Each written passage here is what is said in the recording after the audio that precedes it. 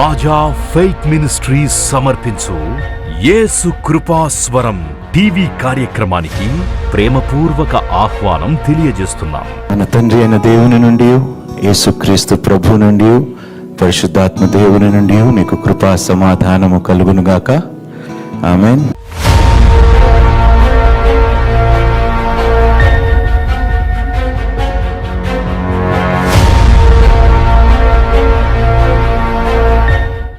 ప్రభు పేరట మీ అందరికీ వందనాలు. షలోం. ప్రార్థన ఎందుకు అవసరము? క్రైస్తవులుగా మన ప్రార్థన జీవితము అంతో కొంత మాత్రమే ఉంటుంది. అది సమస్యలను బట్టి కావచ్చు, శ్రమలు బట్టి కావచ్చు, శోధనలు బట్టి కావచ్చు, మన ఆత్మీయత బలహీనతల వల్ల కావచ్చు, లేకపోతే శారీరక ఏచ్ఛల వల్ల కావచ్చు. ఇలా ఎన్నో కారణాలు ఉంటాయి మనం ప్రార్థించకపోవటం. కానీ బైబిల్ ప్రార్థన ఎందుకు అవసరము అనేది ఈరోజు మనతో వాక్యం ద్వారా దేవుడు మాట్లాడతాడు. చాలాసార్లు మనకి కష్టం వచ్చినప్పుడు, అనారోగ్యం వచ్చినప్పుడు, బాధ కలిగినప్పుడు మనం ఎందుకో ప్రార్థనలు అంత బలంగా చేయలేకపోతాం. ఇది సహజంగా అందరితో ఉన్న సమస్య, నాకు, మీకు, అందరికీ. ఈరోజు నేను ఒక్కటే, ఈ యొక్క ఉపదేశము తర్వాత, ఈ యొక్క సందేశము తర్వాత మీరందరూ బలపరచబడి, మీరందరూ ఆదరింపబడి, దీవించబడి గొప్ప ప్రార్థన పరులుగా నేను ఆశిస్తూ ఈ యొక్క మాటలు ప్రారంభిస్తున్నాను. మొట్టమొదటిగా ఒక ప్రశ్న: ఎందుకు ప్రార్థన చేయాలి? ప్రార్థన ఎందుకు చేయాలంటే అది మనకు ఆజ్ఞాపించాడు దేవుడు. దేవుడే మాదిరిగా ఉండి ఏ విధంగా మనము ప్రార్థించాలో కూడా ఒక ఉదాహరణగా దేవుడు మనకి చూపించాడు. లూకాసు వార్తలోని 18వ అధ్యాయము 1వ వచనము మనం మొట్టమొదటిగా చదువుకుందామండి. వారు విసుకక నిత్యము ప్రార్థన చేయుచుండే వాళ్ళననుటకు ఆయన వారితో ఈ ఉపమానము చెప్పాను. విసుకకుండా నిత్యము ఏం చేయాలంట? విసిగిపోతున్నామా లేదా మనం? చెప్పండి.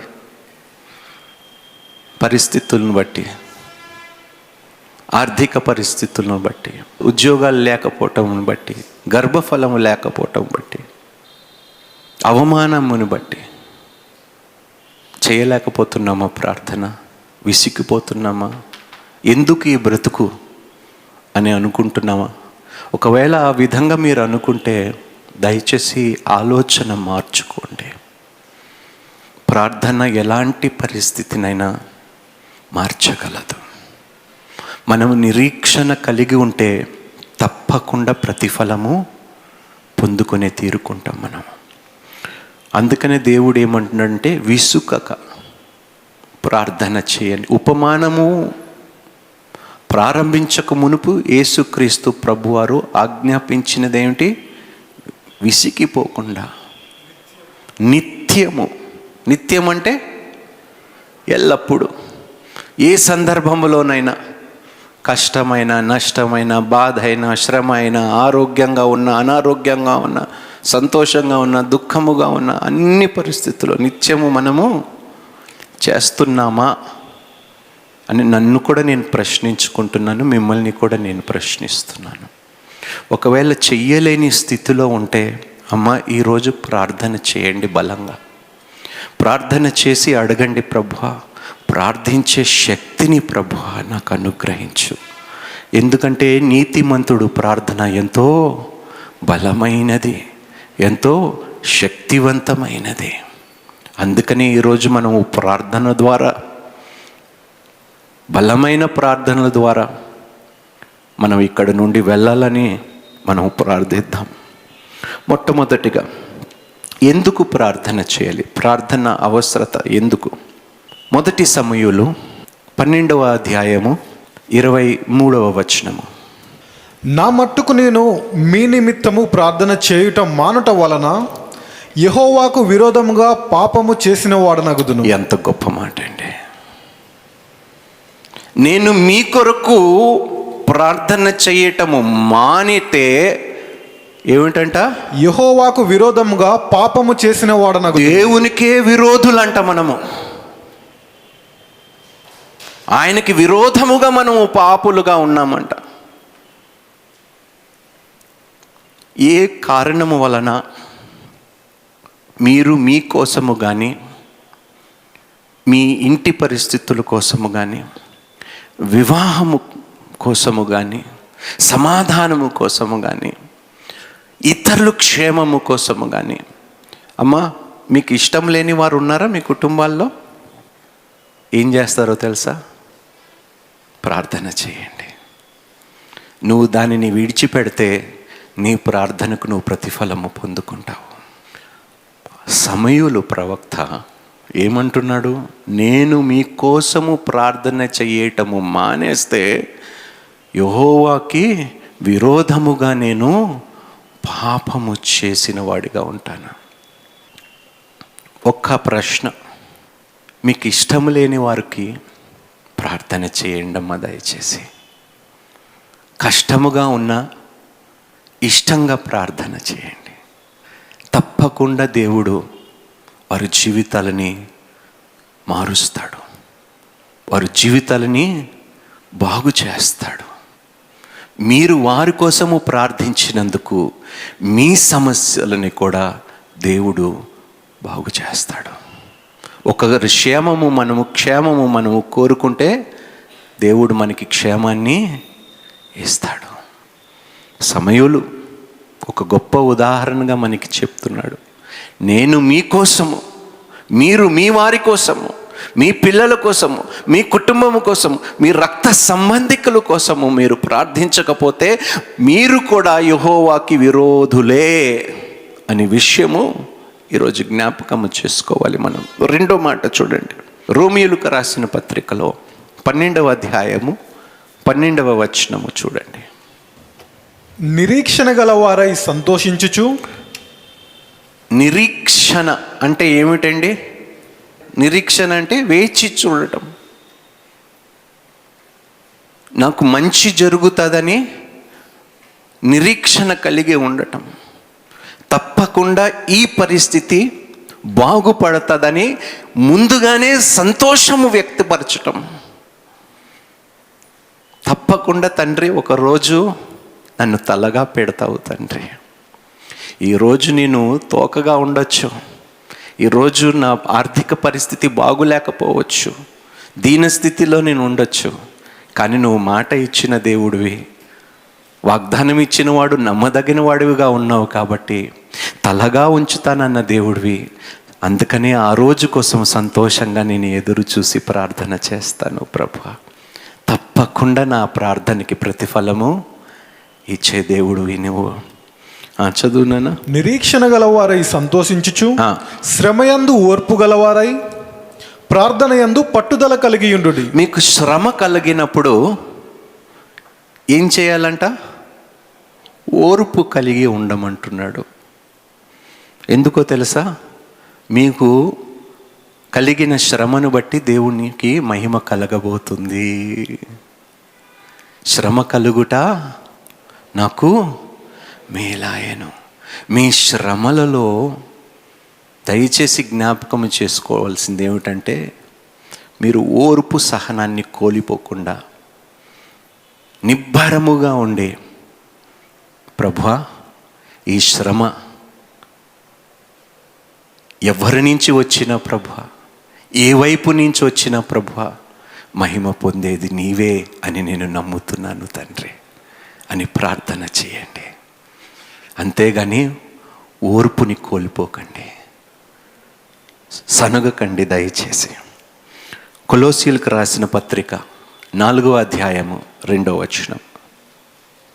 ప్రార్థన యందు నిలకడగా ఉండి, కృతజ్ఞత గలవారై దాని యందు మెలకువగా ఉండుడి. ఏమిటంట? ప్రార్థన యందు నిలకడగా ఉండటం అంటే ఏమిటంటే స్థిరముగా నిలకడగా మనము ప్రార్థించకపోతే పరిస్థితులు ఇంకా పాడైపోయే ఆస్కారము అవకాశము ఉంటాయండి. ఏది వచ్చినా, తుఫాను వచ్చినా, యోబు వలె అన్నీ పోగొట్టుకున్నా, నీవు ఇచ్చావు, నీవు తీసుకున్నావు, నీకే మహిమ కలుగునుగాక అని మనం చెప్పే స్థితిలో ఉండాలి. నిలకడగా ఉండటం అంటే ఉన్నప్పుడు అందరము నిలకడగా ఉంటామండి. బాగున్నప్పుడు అందరము నిలకడగా ఉంటాం, స్థిరంగా ఉంటాం విశ్వాసములో. కొంచెం అటు ఇటు అయ్యిందనుకోండి పరిస్థితి, ఆ స్థిరత్వం అనేది ఎందుకో పోగొట్టుకుంటాం. యేసుక్రీస్తు ప్రభు వైపు చూద్దామండి. ఈరోజు ఏ పరిస్థితిని బట్టైనా ఆయన ప్రార్థన చేయటం మానేశాడండి? నిందింపబడినందుకు ఆయన ప్రార్థించడం మానేశాడా? గాయాలు పొందుకున్నందుకు ప్రార్థన చేయటం మానేశాడా? ఎంత గొప్ప దేవుడండి. చూద్దామండి కొన్ని మాటలు. 1 తెస్సలోనికకి రాసిన పత్రిక 5వ అధ్యాయము 17వ వచనము. ప్రతి విషయమునందును కృతజ్ఞతాస్తుతులు చెల్లించుడి, ఇలాగు చేయుట యేసుక్రీస్తునందు మీ విషయంలో దేవుని చిత్తము. దేవుని చిత్తం ఏమిటంట? సంగమా, ప్రతి విషయములో నీకు మంచి అయినా చెడైనా ప్రతి విషయములో తండ్రి నీకే స్తోత్రము ప్రభా. రాత్రి దుఃఖము వచ్చెను, ఉదయము హల్లెలూయా అని నమ్మి ప్రతి విషయములోని, ఈరోజున్న శ్రమ రేపు ఉండదు కదండి, రేపున్న శ్రమ ఎల్లుండి ఉండదు కదండి, గత సంవత్సరం ఉన్న శ్రమలు ఇప్పుడు మనకున్నాయా?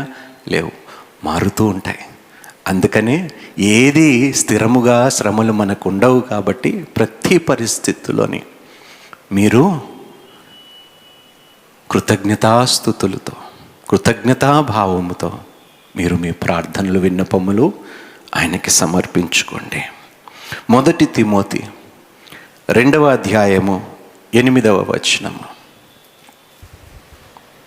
కావున ప్రతి స్థలమందును పురుషులు కోపమును సంశయమును లేనివారై, మగవాళ్ళకి రోషము, యవ్వనస్తులకు ఉడుకు రక్తము, ఆవేశం కదా. ఎవడైనా మిమ్మల్ని గుద్దిండంటే 4 గుద్దాలు వాడిని, అంతే కదా.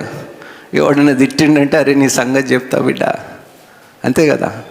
కానీ యేసుక్రీస్తు ప్రభువుని ముసుకేసి గుద్ది ప్రవచించు నేను ఎవరు గుద్దారని చెప్పినా కూడా ఆయన తిరగబడలేదండి వారి మీద.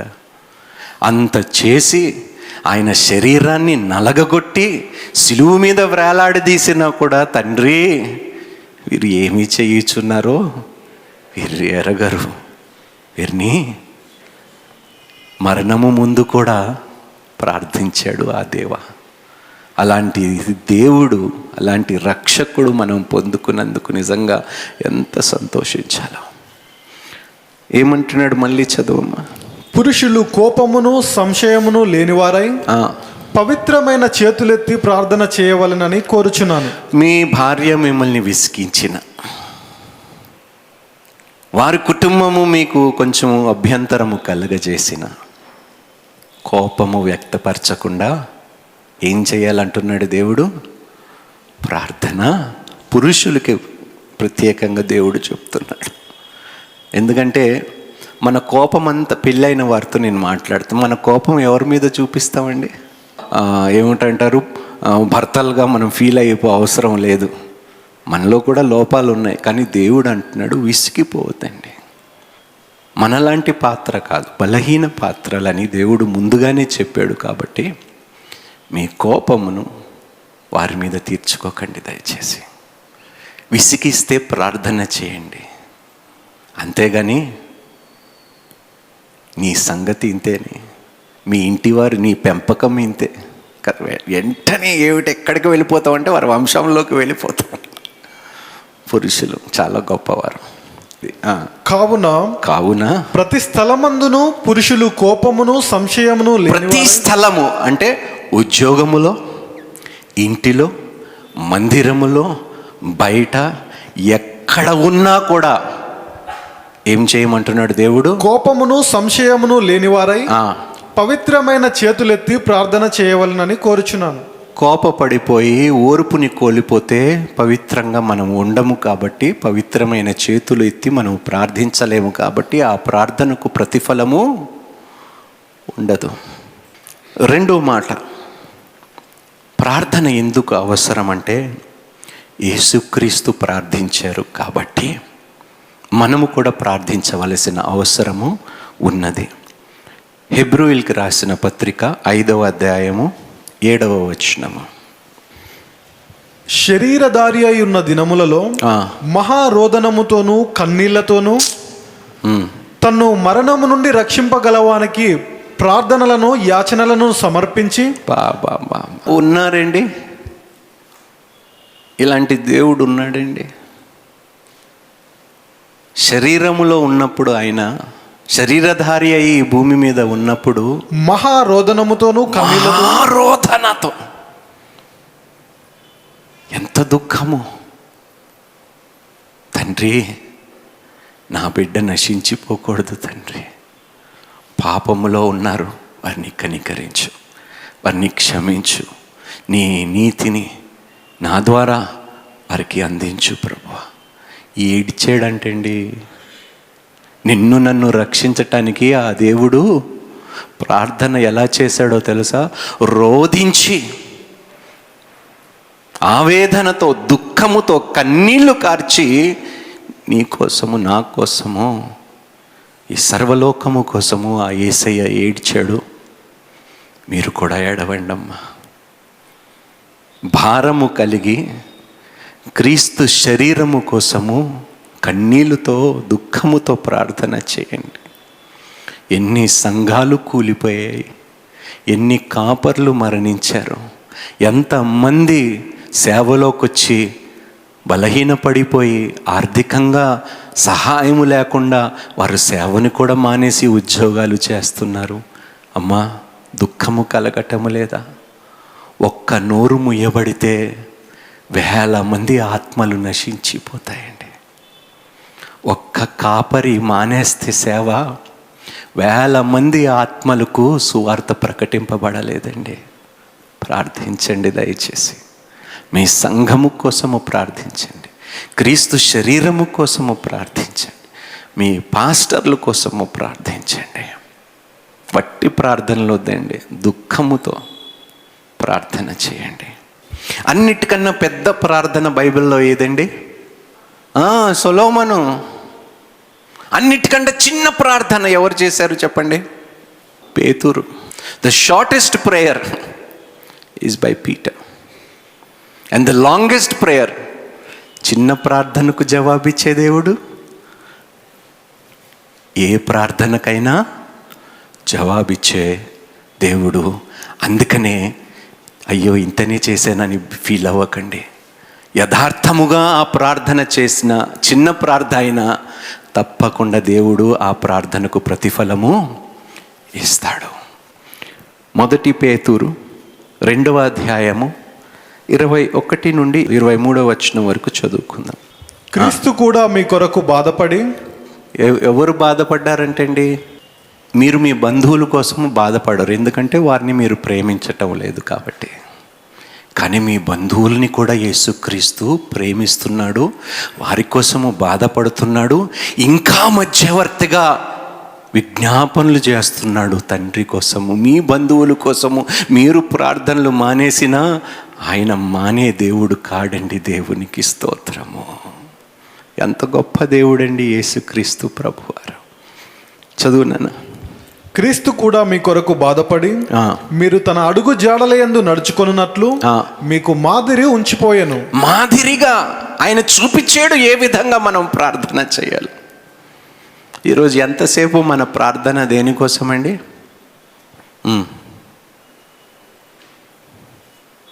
అంతే కదా. ఏమి తిన్నామో, ఏమి తినబోతామో, ఏమి వేసుకున్నామో, ఏమి వేసుకోబోతున్నామో, ఏమి కొనుక్కోబోతున్నామో, ఎక్కడ ఉండబోతున్నాము, ఇయే కదండి మన ప్రార్థనలో. దీనికోసమేనా యేసుక్రీస్తు ఈ లోకానికి వచ్చి మరణించినది? ఇలాంటి ప్రార్థన జీవితము కలిగి ఉండటానికైనా దేవుడు మనల్ని రక్షించుకున్నది. ఒక్కసారి మిమ్మల్ని, నన్ను కూడా నేను ప్రశ్నించుకుంటున్నాను. ఏ భేదము లేదు, అందరము పాపము చేసిన వారమే. మెలకువగా ఉండి ప్రార్థన చేయుడి, మీరు శోధనలో పడకుండా ఉండటానికి అన్నాడు దేవుడు.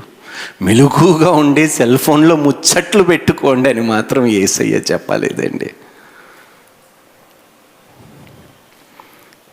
దేవుడు ప్రార్థనకు ప్రతిఫలము జవాబిచ్చే దేవుడై ఉన్నాడు. ఇర్మియా గ్రంథము 33వ అధ్యాయము 3వ వచనం. ఇది యేసుక్రీస్తు ప్రభువారి టోల్ ఫ్రీ నంబర్.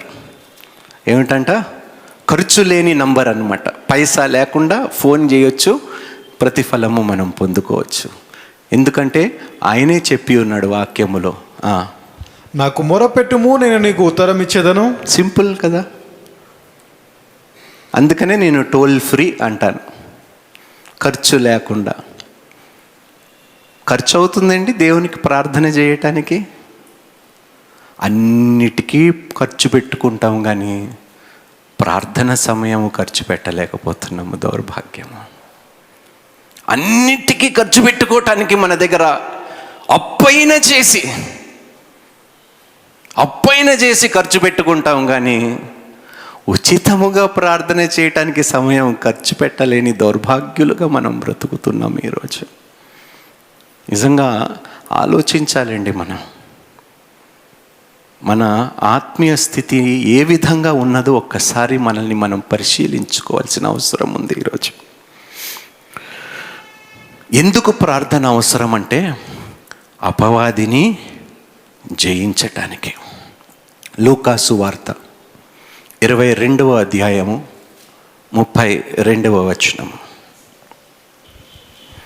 నీ నమ్మిక తప్పిపోకుండానట్లు నేను నీ కొరకు వేడుకొంటిని, నీ మనసు తిరిగిన తరువాత నీ సహోదరులను స్థిరపరచుమని చెప్పాను. ఒక్కటే మాట, మన విశ్వాసము నుండి మనము తొలగిపోతాం ఒకవేళ ప్రార్థన చెయ్యకపోతే. విశ్వాసము నుండి మనము తొలగిపోయినప్పుడు ఆత్మీయులుగా మనం బలహీన పడతాము. కాబట్టి అపవాది చేతుల్లో చిక్కుకునే అవకాశము బహు గొప్పగా ఉంటుంది. ఎంతమంది చిక్కుకుపోయారో ఆ అపవాది చేతుల్లో. ఎన్ని వివాహాలు వాడి చేతుల్లో చిక్కుకుపోయాయి, ఎన్ని బంధాలు వాడి చేతుల్లో చిక్కుకుపోయి ఈరోజు కుటుంబాలు చెదిరిపోయాయి. అయినా ప్రార్థన చెయ్యము మనం. 1 పేతురు 4వ అధ్యాయము 7వ వచనము. అయితే అన్నిటి అంతము సమీపమై ఉన్నది, కాగా మీరు స్వస్థ బుద్ధి గలవారై ప్రార్థనలు చేయుటకు మెలకువగా ఉండుడి. ప్రార్థనలు చేయుటకు కాదు, ప్రార్థనలు చేయుటకు. ఈరోజు జ్ఞాపకం తెచ్చుకోండి. మీకు ఊహ వచ్చినప్పుడు నుండి ఎంతమందిని మీరు అసహించుకున్నారు, ఎంతమందిని మీరు ద్వేషించారు, ఎంతమందిని సహాయం కోసం మీ దగ్గరికి వచ్చినప్పుడు తృణీకరించి వారిని వెలివేశారు, ఎన్ని బంధాలు మీ వల్ల తెగిపోయాయో. ఒకసారి ఇవన్నీ ఆలోచించి ఈరోజు ప్రార్థన చేసి విమోచన పొందుకొని వెళ్ళండి. ప్రార్థన ఎందుకు అవసరం అంటే, పాపి రక్షింపబడాలంటే ప్రార్థనే, మరి ఏ మార్గము లేదు. లూకాసు వార్త 18వ అధ్యాయము 13వ వచనము.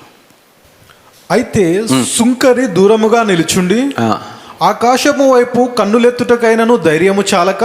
మనకి చాలా ధైర్యం అండి క్రైస్తవులకి, చాలా ధైర్యము. పాపము చేస్తాము, గాయపరుస్తాము, బంధాలని తెంచేసుకుంటాము, డబ్బుల కోసము చిచ్చు పెట్టుకుంటాము, ఆస్తుల కోసము చంపుకునేదాకా వెళ్తాము. చాలా చాలా ధైర్యము క్రైస్తవులకి. ఎందుకు తెలుసా ధైర్యము? అంత ధైర్యంగా వచ్చి ప్రభువా నన్ను దీవించు అంటారు. చాలా ధైర్యం ఉండాలండి. సుంకరి చూడండి, పన్నులు వసూలు చేసేవాడు, ట్యాక్స్ కలెక్టర్. తనకి తెలుసు తన పాపం ఎంత గొప్పదో. ఆకాశము వైపు కనులెత్తలేకపోయాడంట. నేను పాపిని తండ్రి అని బ్రతిమాలుతున్నాడు దేవుణ్ణి ప్రార్థనలో. చూడండి ఒకసారి. ఆకాశము వైపు కన్నులెత్తుటకైనను ధైర్యము చాలక రొమ్ము కొట్టుకొనుచు, దేవా పాపినైన నన్ను కరుణించుమని కరుణించండి తండ్రి, ఈరోజు మమ్మల్ని. నా బ్రతుకులో మార్పు లేనందుకు ప్రార్థన చేస్తున్నాను తండ్రి, కరుణించు ప్రభువా నన్ను.